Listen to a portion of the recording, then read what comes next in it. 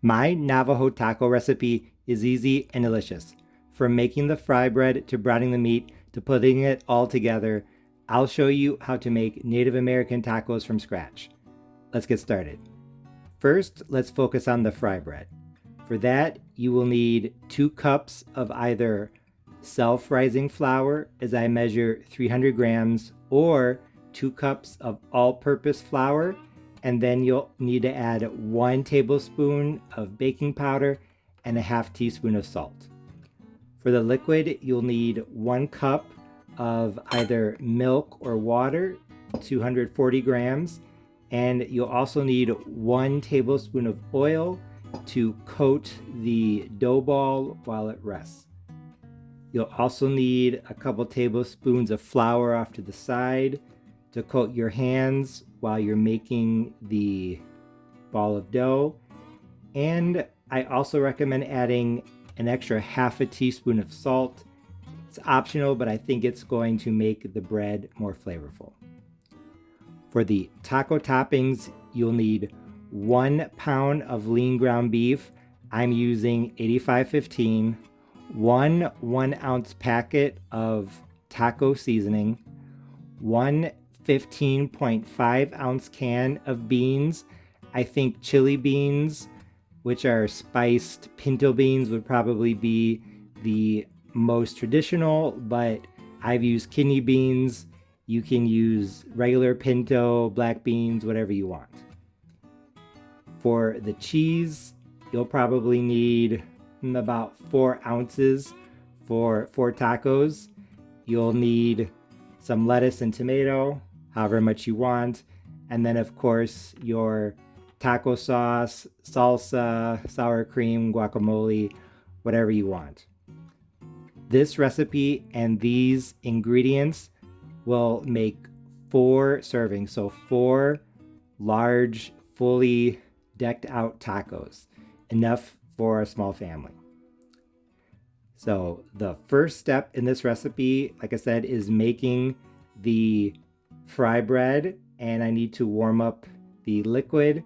So I'm just going to take my milk and I'm going to put it into the microwave on high, uncovered, for 45 seconds, and then I will bring you back. My milk is now warm, so I'm going to add the dry ingredients to the flour. Like I said, if you're using all-purpose flour like I am, 1 tablespoon of baking powder and half a teaspoon of salt. And if you want it to be a little more flavorful, an extra half a teaspoon. I'm just gonna mix that together. And now add the milk. Just gonna put a little crater in the middle, a little hole in the middle. Add the milk. I know this looks like it's way too much liquid for this amount of flour, but if you start mixing, it will come together. And as you can see, the dough is really sticky, so I'm going to take my extra flour, coat my fingers, and start bringing it together. The fry bread dough is meant to be sticky and have a lot of moisture in it, so this is not wrong. If your dough looks like this is exactly where it needs to be. Just use your fingers to try and bring it together. I'm not trying to knead it, I'm just trying to bring it together to form a ball. So I guess I'm kneading incidentally, but I am not kneading on purpose. And as you can see, the dough is now in a fairly smooth ball, which is just what we want. So I'm going to take a little bit of oil, like I said, about 1 tablespoon. Just going to use that to coat the surface and the bottom. And now I'm just going to take a towel and I'm going to lay it over the bowl, and I'm going to let the dough rest for 30 minutes. And while I do that, I'm going to prep the toppings. First, I'm going to start with the tomatoes, and then the lettuce, and then of course the cheese. Now it's time to get started on the meat and beans. For the beans, like I said, 15.5 ounces of canned beans. I'm using chili beans. So you could just take them right out of the can, but what I'm going to do is I'm going to heat them up. So I'm going to put them in this pot. And now I'm going to add probably, I'll say a quarter cup of water just to start off with. Honestly, I'll probably add more later. And then I'm going to bring the beans to a boil.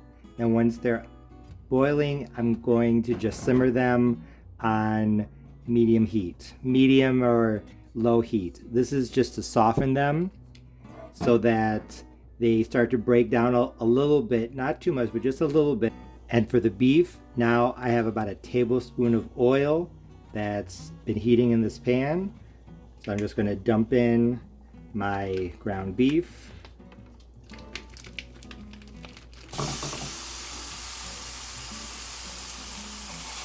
I'm just going to take my spatula, or you use a wooden spoon as well, and start breaking it up. And now that my ground beef is browned, I'm going to take my seasoning packet. I'm going to follow the directions. So I'm just going to add it in like this, stir to combine. And now I'm just following the directions on the packet, adding 3/4 of a cup of water. I'm going to turn down the heat to a simmer. Just use this to kind of scrape up anything on the bottom. I'm going to simmer this uncovered for 10 minutes. As you can see, my meat and beans are off to the side. They are on low heat just to keep them warm. So now it's time to fry up the bread. Like I said, the dough has been resting for half an hour. And like I said earlier, this recipe makes 4 tacos. So I'm going to make 4 pieces of fry bread out of this. So I'm just going to, you can see, rip it into half and then into half again. If you want to be super precise, I guess you could get out your scale, but I'm not going to. And now to shape the fry bread, you could roll it out, but honestly I think this is just easier. I'm just going to kind of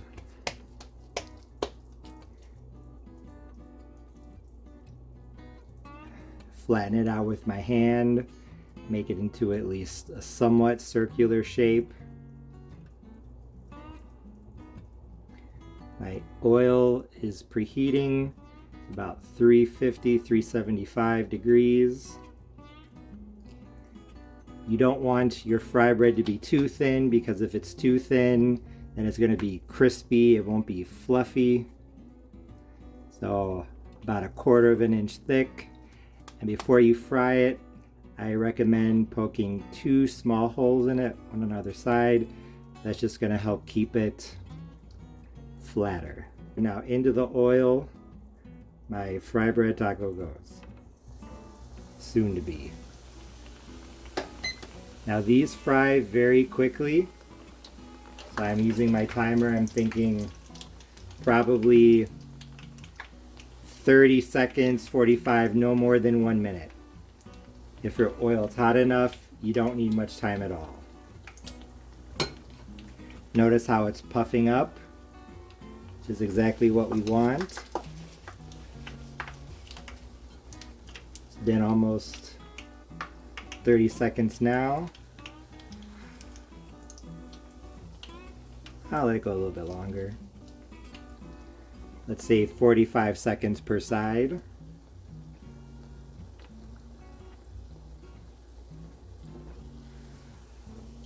Okay. The fry bread cooks really fast, So it's a good idea to have your meat and beans, everything ready to go so that you can start making your tacos while the bread is still hot. I have a casserole dish over here to hold it. So you can see what it looks like on that side. And on this side, perfectly golden brown. Well, paper towel, why not? And while my oil is heating back up again, I'm just going to shape the next one. Like I said, you don't want to make it too thin, because if it's too thin, it's going to be crispy, not fluffy. Into the oil. Like I said, I think 45 seconds per side is just right. So there you can see it. Shake it. You don't have a timer. One way to know that it's ready to flip is that you will actually be able to flip it. If you go to turn it and it feels like it's hard to describe unless you're flipping it, but if you go to flip it and it's really flimsy and it feels like it might fall apart if you flip it, that's a good indication that it is not time. You need to let it go a little bit longer. As you can see, perfectly golden brown on both sides. So, I'm not going to make you watch me do all 4 of these. I'll do one more on camera.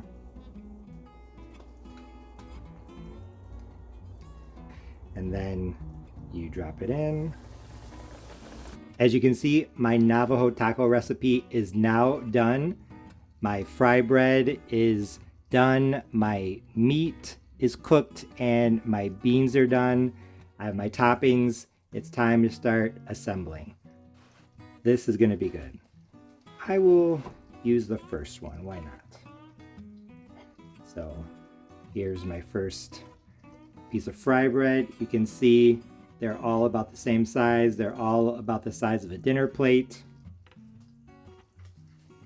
I'm gonna come around to this side, put some taco meat on it. Now for the beans. They've been simmering for about half an hour, so they're starting to fall apart a little bit and make a gravy, I guess you could call it.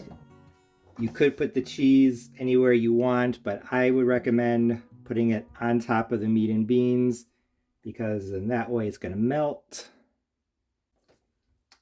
I'm actually going to put a little bit of taco sauce on this. And now I'll do the lettuce, some tomato. You can add some onions if you want. I know some people add olives. You can get creative. And of course, we can't forget some salsa. I would recommend a chunkier salsa,